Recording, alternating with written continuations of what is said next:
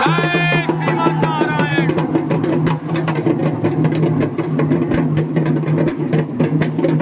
वाराणसी में तुलसी घाट पर शनिवार को विश्व प्रसिद्ध नाग नथैया लीला का भव्य आयोजन संपन्न हुआ है।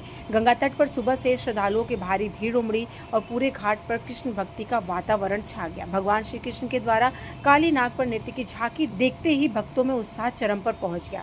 डमरू दल की थाप, शंखनाद और जयघोष से पूरा तुलसी घाट गूंज उठा। इस अवसर पर संकट मोचन मंदिर के महंत और काशी राज परिवार के कुंवर अनंत नारायण सिंह ने भी लीला स्थल पहुंचकर भगवान कृष्ण की इस दिव्य परंपरा के दर्शन किए। बताते चले आपको कि जय श्री कृष्ण के जयकारे से पूरा का पूरा तुलसी घाट गूंज उठा।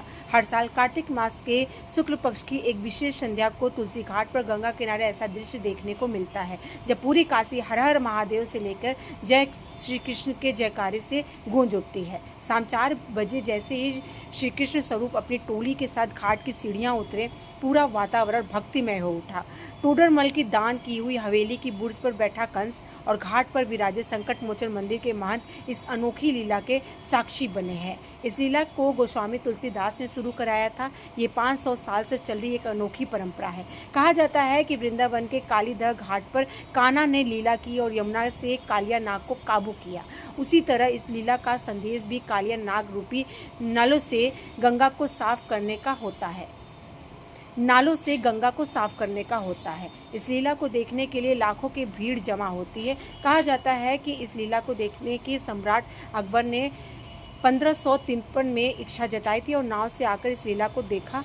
काशी नरेश का परिवार आज भी बजट पर सवार होकर के इस लीला को देखता है। ये देखिए 500 साल पुराना लीला है और गोस्वामी जी ने इसको शुरू किया था और इसका आधार जो था वो श्रीमद् भागवत पहले था, बाद में स्विच ओवर हो गया ब्रजविलास, उसमें पद चौपाइयाँ जो है रामचरितमानस के उस पर है, तो अब उसका वही आधार है। लेकिन है मूल में है श्रीमद् भागवत और उसके 10वें स्कंद में मेंशन है, विलोक के दूषिताम कृष्णाम कृष्णा कृष्णा हिनः विभु तस्याम विशुद्ध मनविच्छन सर्पम तम उद्वासेत।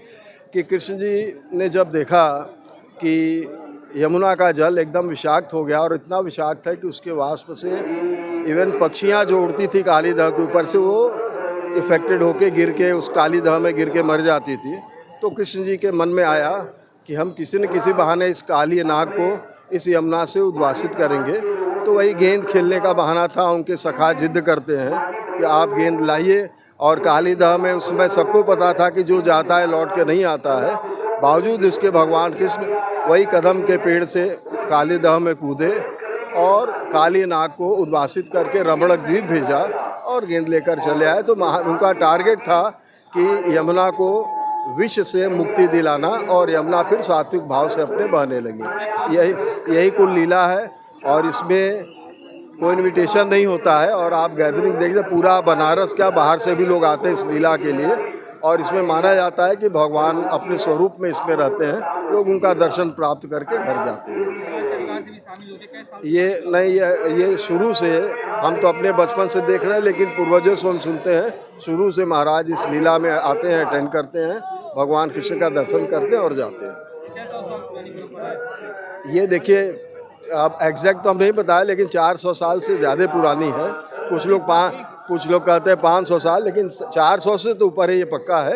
एग्जैक्ट ईयर तो गोस्वामी जी के समय शुरू हुआ है, उनके गए भी इतने वर्ष हो गए, लेकिन अपने जीवन काल में उन्होंने शुरू किया है, तो 450 साल आप समझ सकते हैं, इसको लगभग हो गया।